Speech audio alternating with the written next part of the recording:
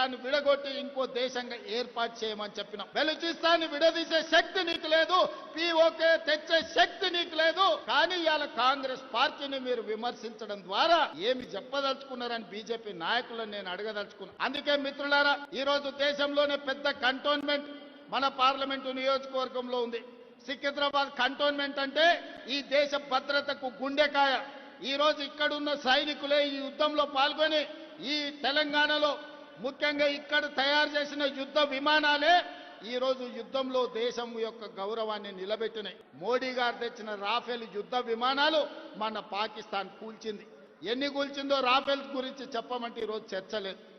ఈరోజు మన దేశంని కాదని ఇతర దేశాల నుంచి రాఫెల్ యుద్ధ విమానాలను కొనుగోలు చేసిన మోడీ గారు మీరు జవాబు చెప్పండి. మన పాకిస్తాన్తో జరిగిన యుద్ధంలో ఎన్ని రాఫెల్ యుద్ధ విమానాలు పాకిస్తాన్ నేలగూల్చిందో మీరు లెక్క చెప్పండి.